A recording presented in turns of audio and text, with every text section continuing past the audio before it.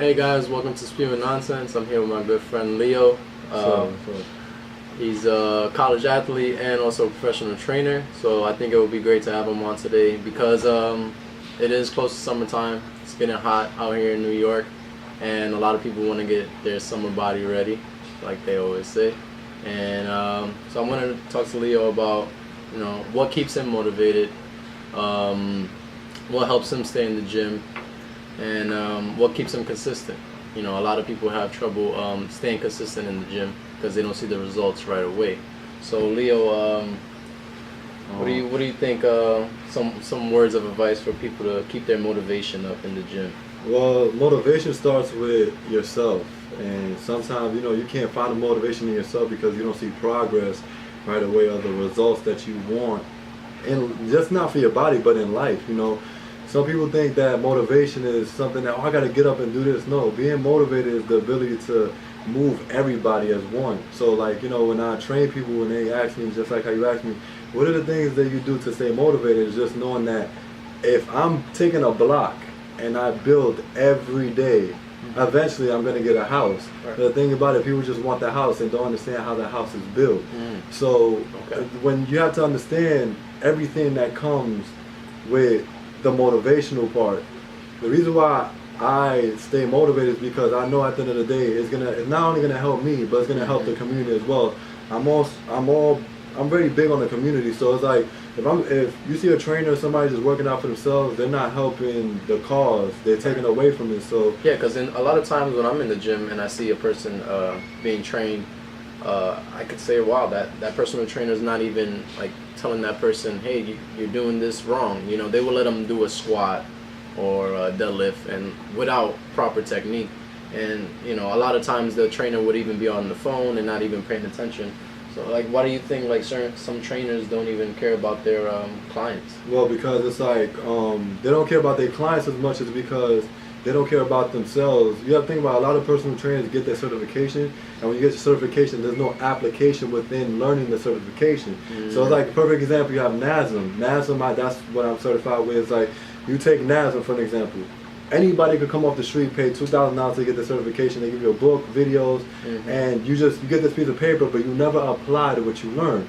So what happened is, you start telling people do this, and that, third, but one thing that personal trainers don't do, they don't put themselves through it first before they give it to somebody else. Right. So it's if I'm squatting and I'm deadlifting, why would I show you the wrong way to do it? I have to put myself through it first. Make sure I have my lines right, make sure I'm doing it right, because at the end of the day, if you're not doing it right, then what are you doing?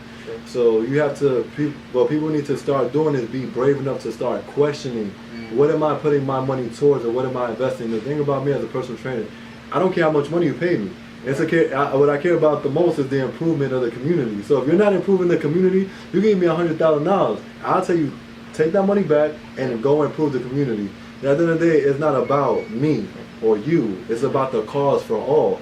And so as a personal trainer, the reason why I chose to be a personal trainer was because it helps me not only understand you, but also helps me understand myself and what can I bring to the table. That's why it's called personal, because you have to take it personal. You have to take what God gave you and make it better. And it's like when somebody takes your idea, and what do they do when you have an idea? I'm gonna take it, I'm gonna make it better. What do people do? They get upset. What I do with people is give me an idea, I'm gonna make it better, and I'm gonna give it right back to you. I don't care about getting and I just care about giving to what's good. And a lot of personal trainers I need money. So that's what you focus on, money. Right, yeah. You don't focus on the cause. Yeah, definitely. Yeah, so pretty much at the end of the day, when it comes down to excelling at this, it takes a lot of sacrifice to know that failure is gonna happen. Yeah. And a lot of personal trainers don't want to fail. That's why they kind of be off their phone and be they can say, well, I wasn't there. I went to do this, I went to do that, I wasn't watching you. So there's a lot of excuses to to what's going on. But prior to the show, I remember we were having a little conversation about this, and because I say summer bodies, and that's the main thing everybody wants to have.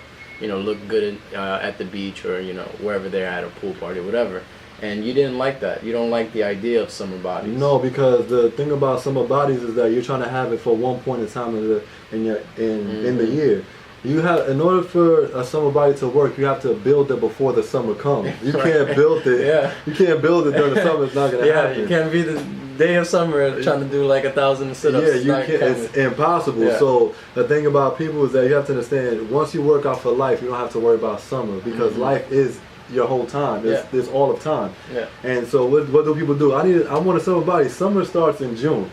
So how can you start working out when something starts? It's like you're not even prepared for something that started. Right. So a lot of people need to get this thing out of their head, summer body, because what about fall, winter, spring? Yeah. You're gonna let yourself go, because guess what? I built my summer body, quote unquote, in the winter and the fall, because you have to think about it. That's when everybody got their clothes on. You don't need to show off. So I can take my time day in and day out. I can do 3 sets or something instead of mushing everything. I need to do 300 push-ups in a day, 1,000 sit-ups. No, if you have it for the week as a goal.